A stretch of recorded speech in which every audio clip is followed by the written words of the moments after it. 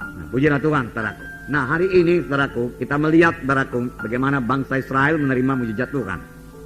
Ini tertulis, saudaraku, dalam buku Yosua. Nah, dan juga perlu kita pelajari supaya kita menerima mujizat Tuhan. Karena mujizat Tuhan masih berlangsung. Ya. Saudaraku, salah satu nama Tuhan Yesus yaitu ajaib. Ajaibnya masih berlangsung. Firman Tuhan berkata, sebelum Yesus lahir, seorang putra dikaruniakan kepadamu, seorang anak diberikan kepadamu. Ya, namanya disebut ajaib, bicara atau advokat, Allah yang Maha Kuasa, Bapa kekekalan, Raja damai. Ajaib, namanya ajaib karena perbuatannya ajaib. Nah, sesudah waktu pelayanan Tuhan Yesus dalam keempat Injil, kita melihat beraku banyak sekali tanda ajaib, tanda mujizat yang dilaksanakan oleh Tuhan Yesus. Dan Tuhan Yesus berkata, pekerjaan-pekerjaan yang aku kerjakan akan kamu kerjakan, bahkan pekerjaan yang lebih besar daripada ini akan kamu kerjakan, karena aku pergi kepada Bapa. Dengan kata lain, saudaraku, kita dapat, saudaraku, mengerjakan mujizat Tuhan di dalam pelayanan kita. Bahkan kalau tanpa tanda ajaib, tanda mujizat daripada Tuhan, kita tidak dapat melayani, saudaraku. Dan dalam kisah rasul-rasul, saudaraku, firman Tuhan berkata, maka banyaklah tanda ajaib dan mujizat yang diadakan oleh rasul-rasul. Bayang-bayang Petrus menyembuhkan orang sakit. Filipus pergi ke kota Samaria lalu memberitakan tentang Mesias. Kuasa Tuhan menyertai dia, lalu terjadi banyak mujizat. Saudara, orang timpang berjalan, saudaraku, yang sakit disembuhkan, saudara, lalu sangatlah besar sukacita di dalam kota itu. Dalam kisah rasul banyak mujizat Tuhan. Saudaraku yang kekal dalam nama Yesus, mujizat Tuhan masih berlangsung sampai sekarang ini, saudaraku. Tanda ajaib, tanda mujizat masih berlangsung. Baik, saudaraku, di Bengkulu itu berlangsung, saudaraku. Itu sebabnya jiwa-jiwa hadir, saudaraku. Hadir terus. Walau gelap-gelap, dia datang. Saudara, saya melihat di jalan itu, saudaraku, lampu jalan juga tidak hidup di sekitar, saudaraku, gor itu. Di tempat lain hidup, saudaraku. Di sekitar gor itu, satu daerah itu, gelap sama sekali. Mereka berjalan, saudaraku. Bahkan tanpa senter lagi mereka berjalan. Hujan lagi, saudaraku. Ya, berapa malam hujan? 2 malam hujan, ya. Ya, 2 malam hujan. Tapi jiwa-jiwa datang, saudaraku, jiwa-jiwa datang. Dan menurut hamba Tuhan di sana, Agus Leo, itulah KKR yang pertama, dia katakan, dan merupakan kebaktian yang terbesar, saudaraku, di Bengkulu. Selama ini belum pernah ada KKR di GOR, dan kalaupun ada kebaktian arham gereja-gereja yang lain, mereka hanya mengadakannya di hotel-hotel saja. Jadi puji Tuhan, saudaraku, yang pertama kita mengabarkan Injil ke sana. Dan saya katakan kepada saudara, masih banyak lagi, saudaraku, kota-kota yang lain.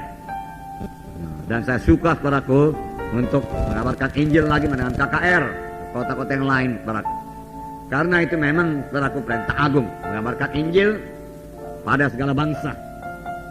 Lebih ini, saudaraku, sudah lebih banyak lagi alumni mahasiswa kitab Rema, saudaraku, yang akan segera ditempatkan, saudaraku. Untuk itu kita perlu banyak berdoa, kota-kota mana yang akan kita injili, saudaraku.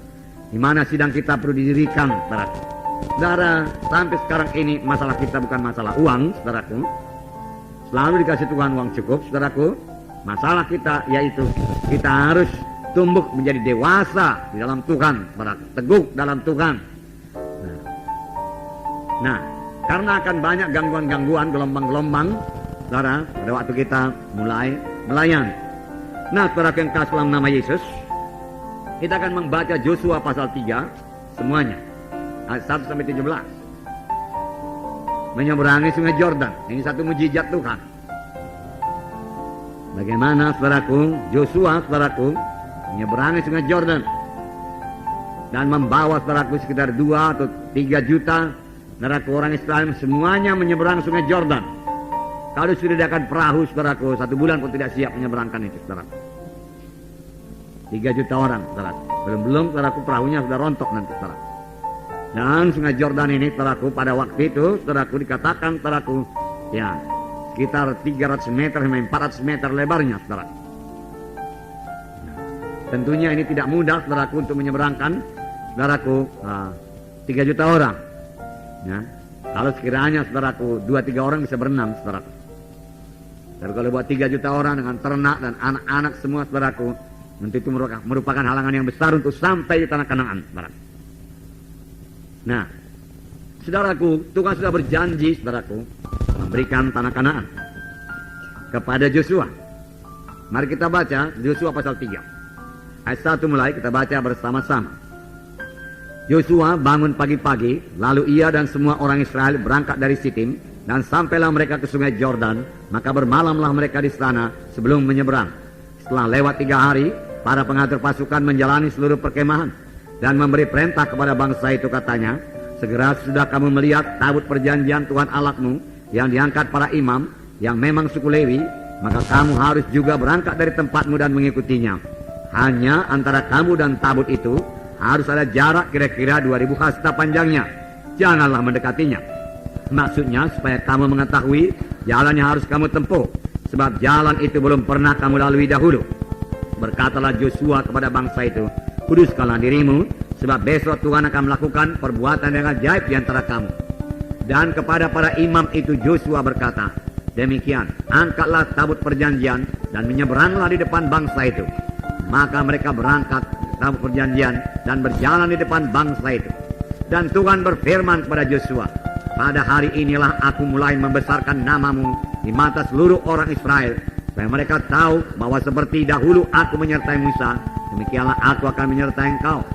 Maka kau perintahkanlah kepada para imam pengangkat tabut perjanjian itu demikian. Setelah kamu sampai ke tepi sungai air Yordan, haruslah kamu tetap berdiri di sungai Yordan itu. Lalu berkatalah Joshua kepada orang Israel, datanglah dekat dan dengarkanlah firman Tuhan Allahmu.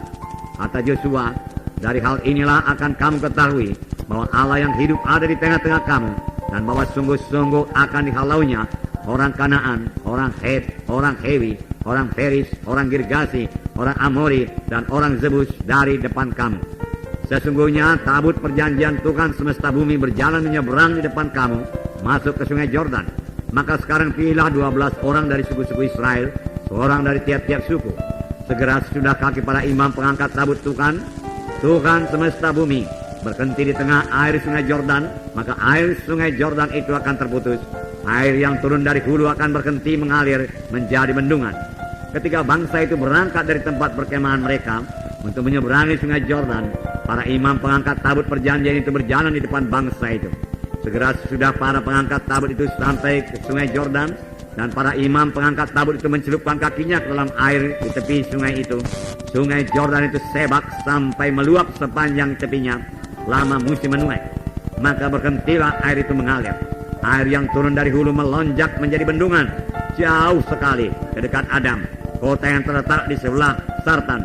Sedang air yang turun ke laut Araba itu, yakni laut Asin, terputus sama sekali. Lalu menyeberanglah bangsa itu di tantangan Jericho.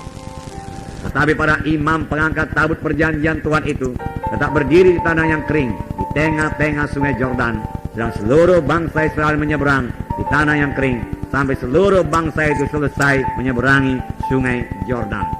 Nah, sini kita melihat bagaimana bangsa Israel menerima mujizat yang luar biasa.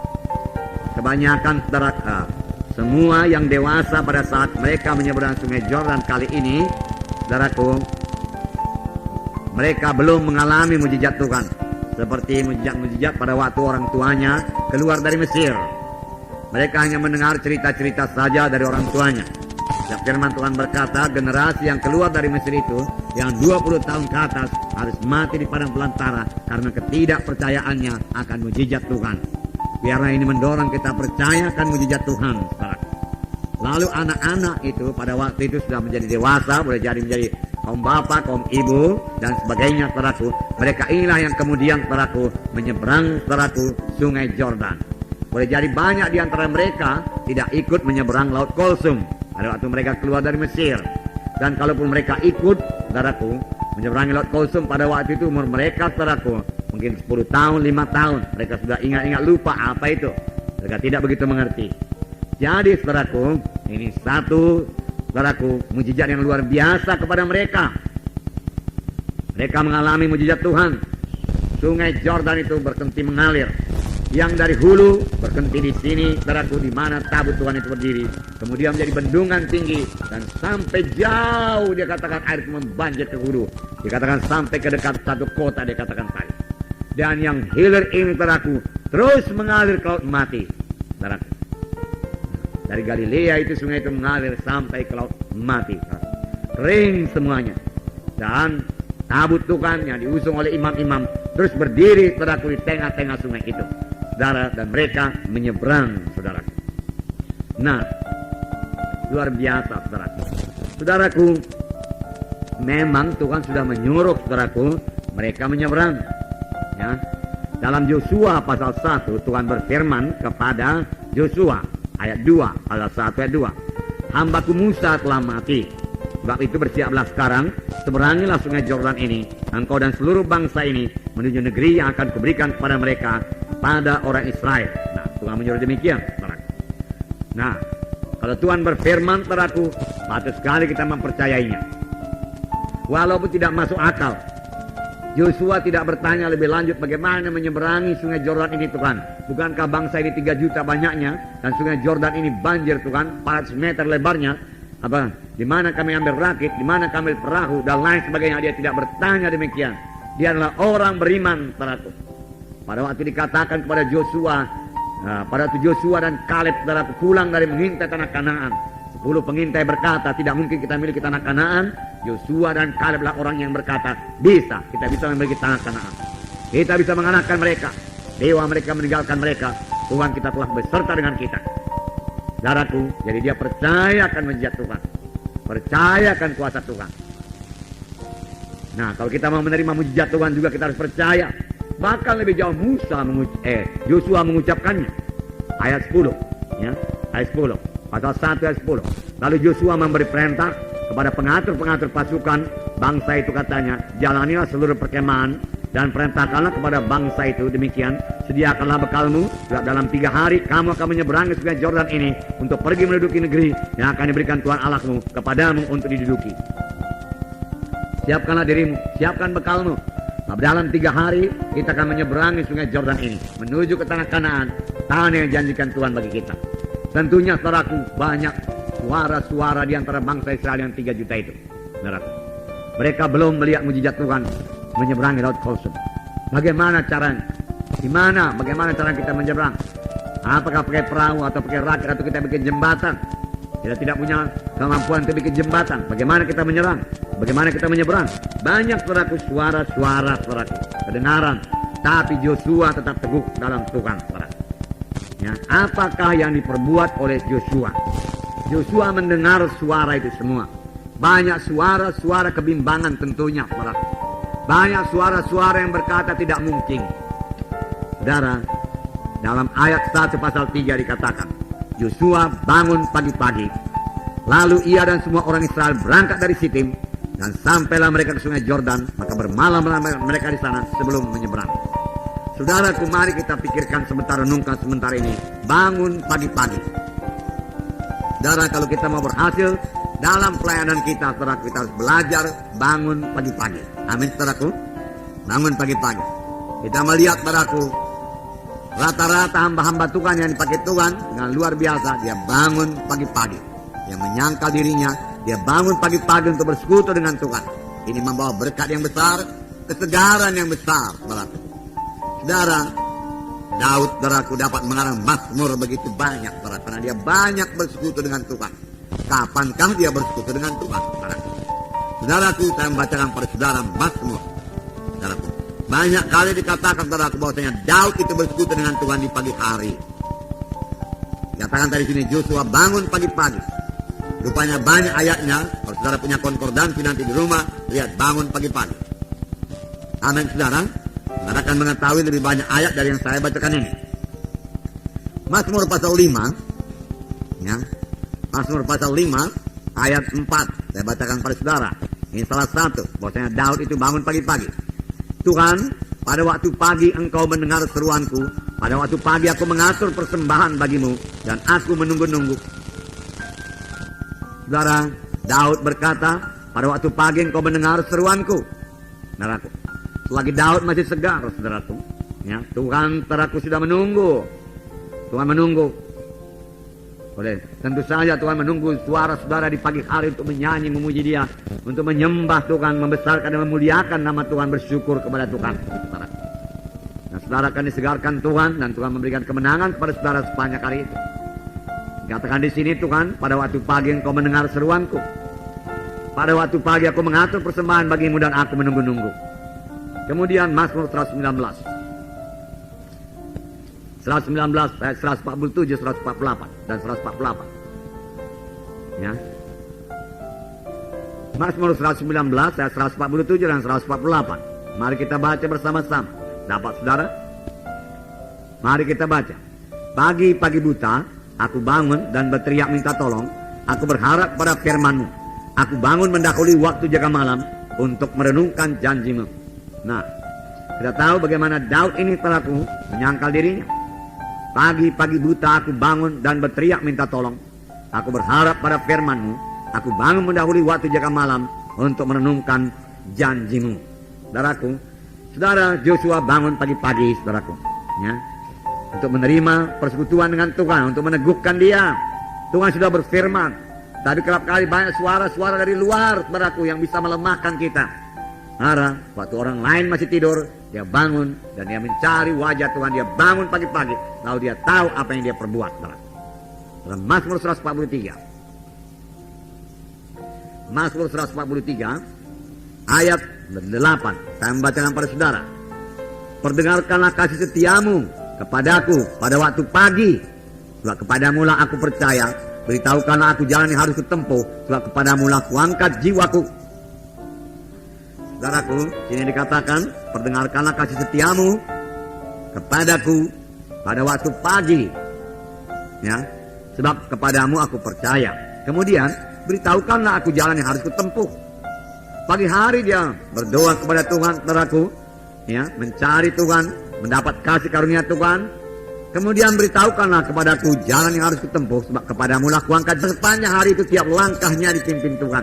Tidak ada langkah yang sia-sia, tidak ada perbuatan yang sia-sia.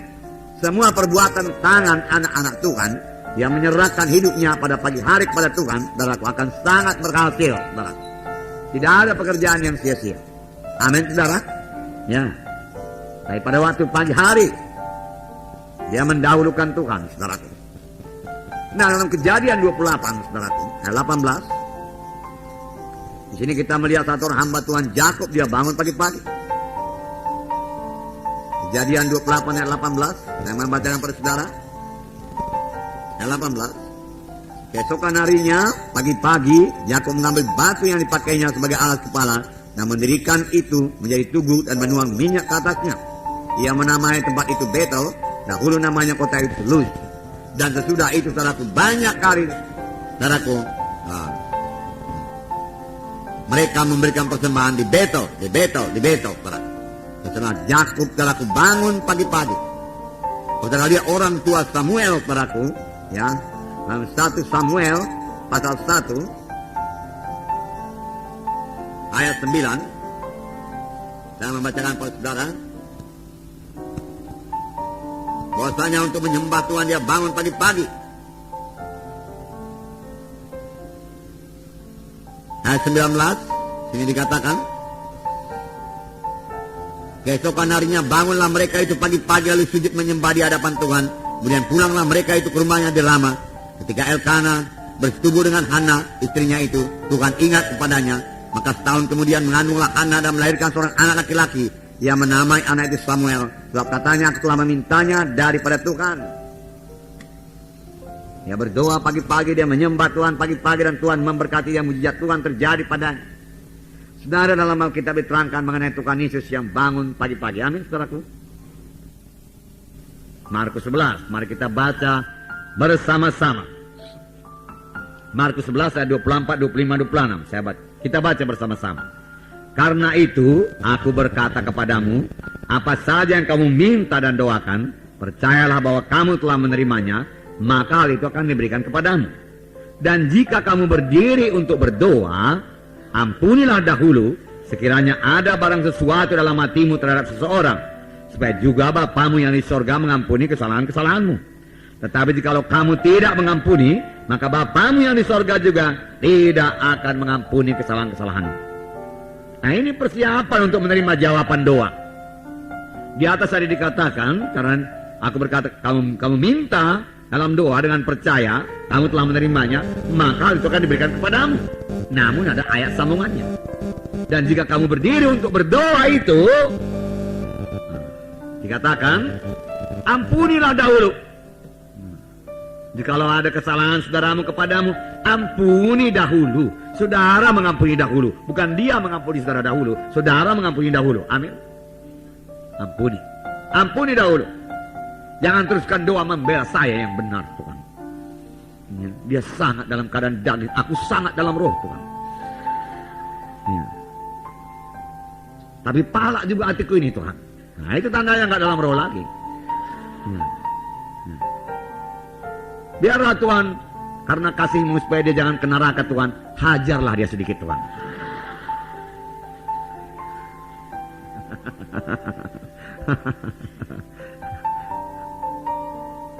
Kalau kita mengampuni orang, kita tidak usah minta supaya Tuhan menghajar dia kepada kita. Doakan dia supaya dia diberkati Tuhan, amin. Dan hidupnya berubah, dan dia mengasihi saudara. Ini cepat-cepat kalau mengampuni ini, saudara, ya. Jangan sampai matahari terbenam sebelum padam amarahmu. Itu kerap kali jalan setan. Matahari sudah terbenam, amarah saudaraku belum terbenam. Masih saudaraku menyala-nyala marah. Itulah dia jalan setan. Baru mulailah saudaraku, ya, tidur pun tidak bisa, saudaraku melamun. Aduh, masa aku diperlakukan begitu? Ya.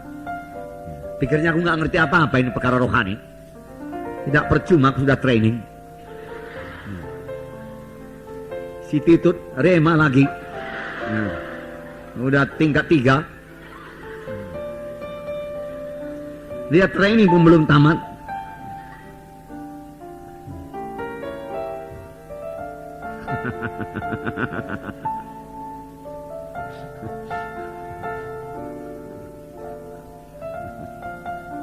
Ampunilah dahulu, amin. Ampunilah dahulu sekiranya ada barang sesuatu dalam hatimu terhadap seseorang, supaya Bapamu yang di sorga juga mengampuni kesalahan-kesalahanmu. Supaya Bapa di sorga mengampuni kita. Dan dikatakan di sini, tetapi jika kamu tidak mengampuni, maka Bapamu yang di sorga juga tidak akan mengampuni kesalahan-kesalahan. Ngeri itu saudaraku. Kalau Tuhan tidak ampuni dosa, saudaraku ke neraka itu. Neraka. Doa Bapa kami juga ini masuk. Iya kan, saudaraku? Matius 6. Ya, doa Bapa kami itu Matius 6. Ya. Matius 6 ayat 12. Dan ampunilah kami akan kesalahan kami, seperti kami juga mengampuni orang yang bersalah kepada kami. Ya. Nah, kemudian dalam ayat 14 ditegaskan Tuhan lagi, karena jikalau kamu mengampuni kesalahan orang, Bapamu yang di sorga juga mengampuni kamu. Tetapi jikalau kamu tidak mengampuni orang, Bapamu juga tidak akan mengampuni kesalahanmu. Apa parahnya? Ampunilah kami Tuhan, sama seperti kami juga mengampuni orang yang bersalah pada kami. Kalau begitu gereja nggak bisa cekcok. Sebab saya lihat doa Bapa kami ini paling banyak diucapkan saudaraku di gereja. Ya, ya, maunya dituruti lah itu, amin saudaraku. Iya, dipahami isinya saudaraku.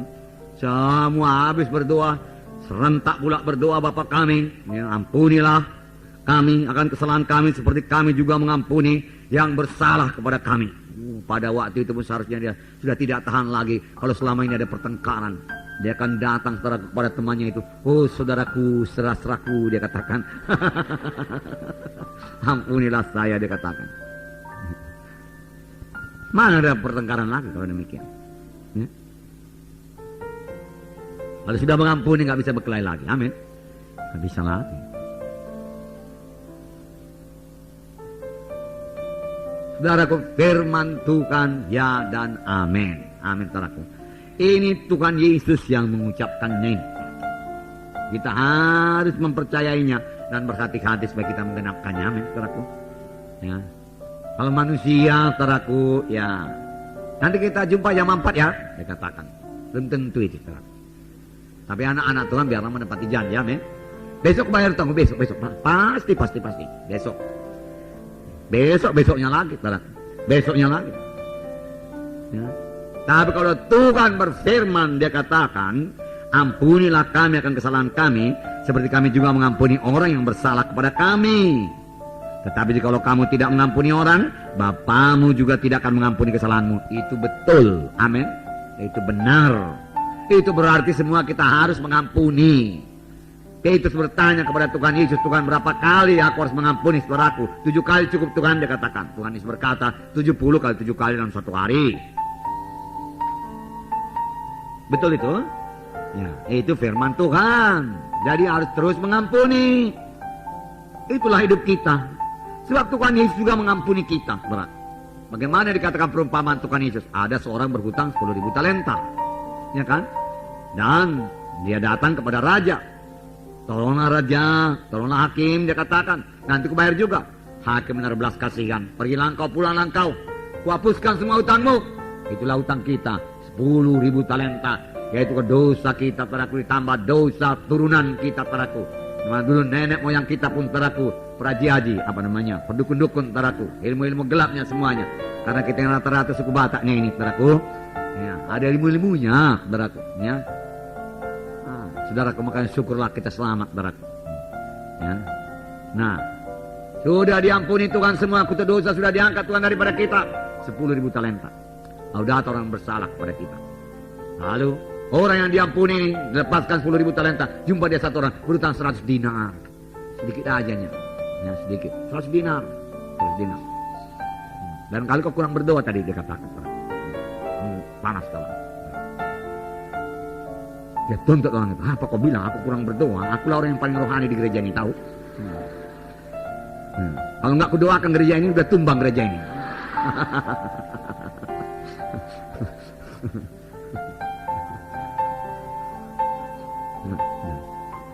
Dia tuntut saudaraku 100 dinar.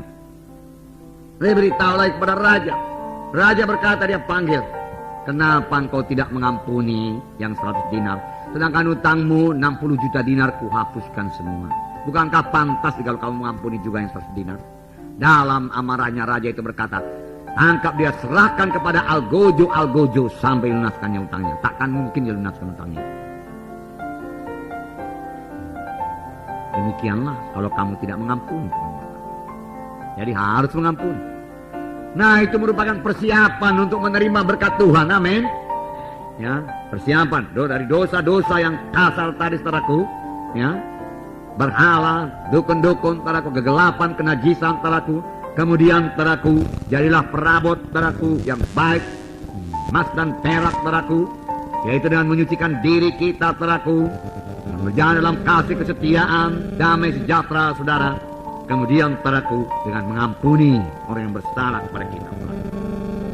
Nah, saudara, dalam tubuh Kristus, saudaraku, akan selalu terjadi, saudaraku, suara-suara negatif, saudaraku. Tapi bagi kita, saudaraku, yang sudah dewasa ini, saudaraku, biarlah kita menolong mereka, bukan untuk sakit hati kepada mereka, saudaraku. Firman Tuhan berkata dalam 2 Timotius pasal 3, ya, satu ayat ini saja biarlah kita pikirkan, saudaraku. Ya, 2 Timotius, ya, pasal 3 itu, ya. Saya membacakan pada saudara satu ayat. Ketahuilah bahwa pada hari-hari terakhir akan datang masa yang sukar, ya. Masa yang sukar, bertambah-tambah sukar hidup rohani pada masa-masa terakhir. Karena bertambah banyak Kristen-Kristen yang kedagingan, ya. Ini sesama anak-anak Tuhan ini, ya. Bertambah banyak Kristen-Kristen yang keduniawian, lalu mulai mengejek orang rohani, ya. Bertambah banyak bayi-bayi rohani, lalu perkataannya, saudaraku, ya, boleh jadi saudaraku menyinggung, saudaraku. Akan datang satu masa yang sukar. Tapi ada firman Tuhan beberapa minggu yang lalu, hendaklah kamu yang kuat menanggung orang yang lemah. Jangan itu membuat kita sakit hati. Jangan, ya. Jangan membuat sakit hati. Jangan, saudaraku. Nah, dan saudaraku, dari orang dunia sendiri akan terjadi perubahan. Sini dikatakan manusia akan mencintai dirinya sendiri. Anak Tuhan juga masih ada begitu, ya. Tetapi saya harap berubah. Janganlah memikirkan diri sendiri, tapi orang lain juga. Firman Tuhan berkata, amin. Ya. Tapi di luaran sana manusia akan mementingkan dirinya sendiri, ya, dan menjadi hamba uang. Menjadi hamba uang. Kelihatan di mana-mana, saudaraku, hamba uang. Kita tidak hamba uang, amin, saudaraku.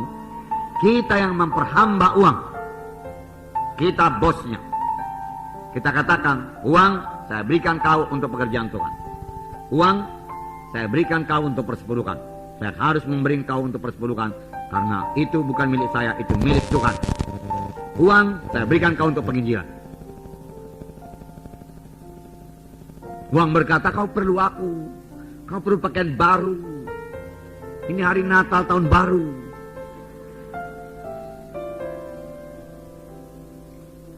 Segala macam, saudara.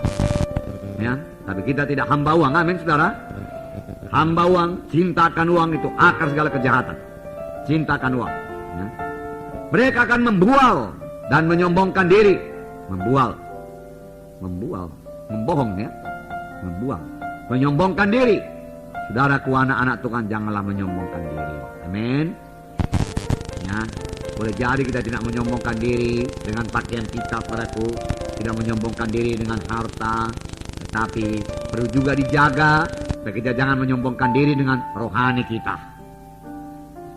Amin, saudara. Perlu kita menghargakan berkat Tuhan. Haleluya, Tuhan, aku bersyukur padamu. Tiap kali berdoa engkau berikan persekutuan, Tuhan. Baiklah engkau, Tuhan.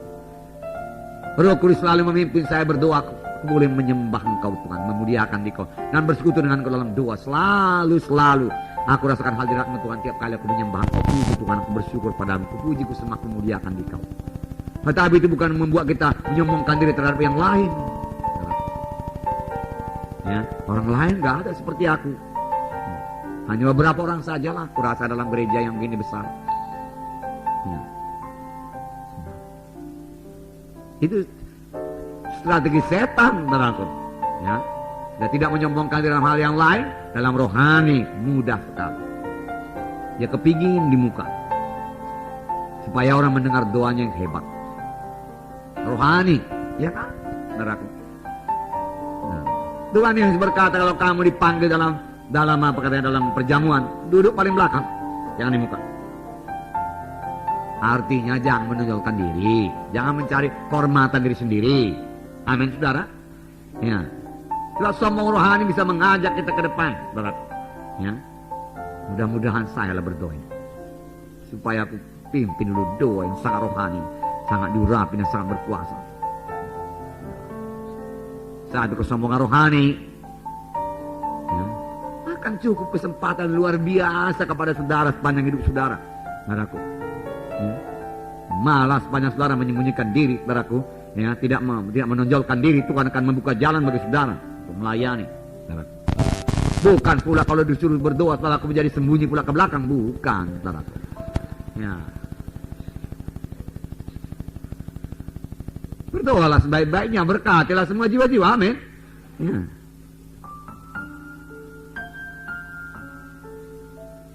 Nah, inilah dia, saudara keluarga, mereka akan memfitnah, mereka akan berontak terhadap orang tua dan tidak tahu berterima kasih, ya, tidak mempedulikan agama dan seterusnya dan seterusnya. Boleh jadi ada anak Tuhan juga yang tidak tahu berterima kasih, dan sudah tolong dia habis-habisan, saudaraku, dia nggak ucapkan terima kasih pun, saudaraku. Saudara, lalu saudara berkata, duh, berkorban aku buat dia, aku panggil dia, bawa dia kebaktian, ya. Terima kasih pun katanya enggak. Nah, diajaknya pun aku makan. Aku permisi, dia diam aja. Saudara, boleh jadi karena sukacitanya dia, saudara. Ya. Dia selamat dalam kebaktian, saudara. Lalu dia sukacita di rumah, haleluya, puji Tuhan, aku sudah selamat, terima kasih Tuhan, segala macam. Saudara pulang, saudara dari rumahnya, terlalu orang. Memang berat kali dosanya itu. Nah, mengucapkan terima kasih aja nggak bisa itu. Jangan, saudara.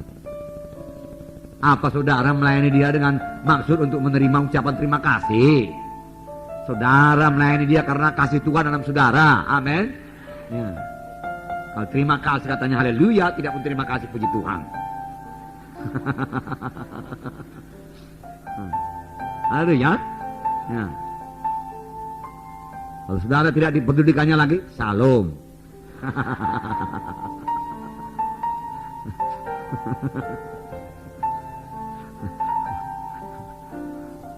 Nah, ini kedewasaan rohani, saudara. Nah, saudara yang kasih dalam nama Yesus. Jadi, saudaraku, ampuni, ya.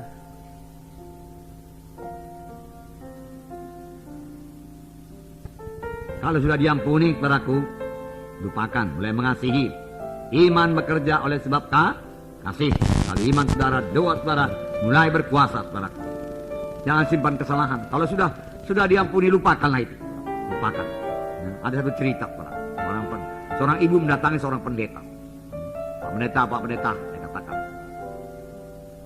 aku ada mau cerita sama Pak pendeta. Nanti Pak pendeta dengar juga dari orang lain, daripada dari orang lain, dari akulah, lebih bagus. Ada itu saudara kita yang namanya ini. Biasa. Cerewet kali dia itu. Berapa kali saya sakit hati dibikinnya itu, dia katakan. Apakah kau sudah mengampuni? Sudah. Jadi mengapa ceritakan sama aku? Ya supaya Pak pendeta tahu. Dia katakan. Ya. Udah berapa lama itu dilakukannya? Dia gitu. Baru sebentar Pak pendeta, 8 tahun yang lewat. Jadi selama 8 tahun itu dia ingat.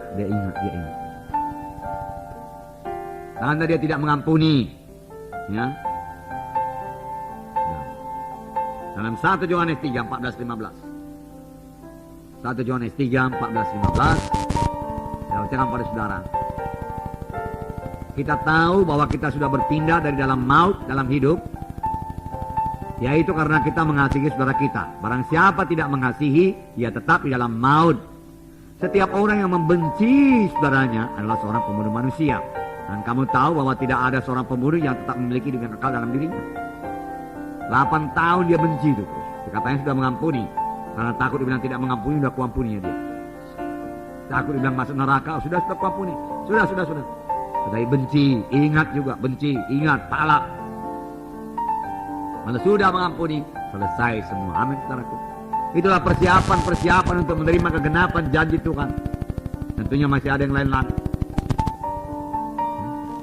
Mengampuni, ini paling penting. Saudaraku, ada satu topik lagi, tapi ini kita simpan saja sampai hari Minggu. Saudaraku, supaya saudara datang semua hari Minggu, dan saya percaya bahwa saudara datang, saudaraku, yaitu tindakan iman daripada Yosua.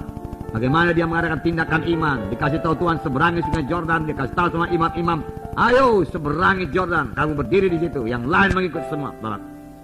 Jadi Yosua, saudaraku, mengucapkan perkataan iman, saudaraku. Tidak masuk di akal manusia, saudara. Bagaimana sungai itu bisa terbelah menjadi 2, saudaraku. Ya, tidak masuk akal. Berjadi banyak juga yang berkata, lah, cemana Yosua, nggak akan bisa lah sungai yang begitu besar berhenti harinya. Nah, tapi karena Tuhan sudah berfirman kepada Yosua, dia percaya akan mujizat Tuhan terjadi. Nanti akan kita lihat pada hari Minggu. Amin, saudara. Jadi, saudaraku, yang pertama, bangun pagi-pagi, saudaraku, perbaikilah mesbah doa saudara. Jangan kurang doa saudara, jangan mundur doa saudara, saudaraku. Jangan bertumbuh terus dalam doa saudara. Amin. Yang kedua, saudaraku, ya, persiapan menerima berkat rohani. Saya percaya kalau soal ajimat berkala, tanggal-tanggal dukun-dukun sudah bebas, saudaraku. Tetapi bagaimanakah soal mengampuni ini? Saudaraku, mengampuni dengan segenap hati dan tidak menyimpan kesalahan orang lain, saudaraku. Mari kita praktekkan juga, saudaraku. Yang ketiga, saudaraku, kita perlu percaya kepada janji Tuhan. Walaupun Tuhan menjanjikan hal yang ajaib yang tidak masuk di akal, sepanjang Tuhan sudah berfirman, marilah kita percayai dan kita mulai mengadakan tindakan iman buat ini. Amin. Mari kita berdiri, saudara.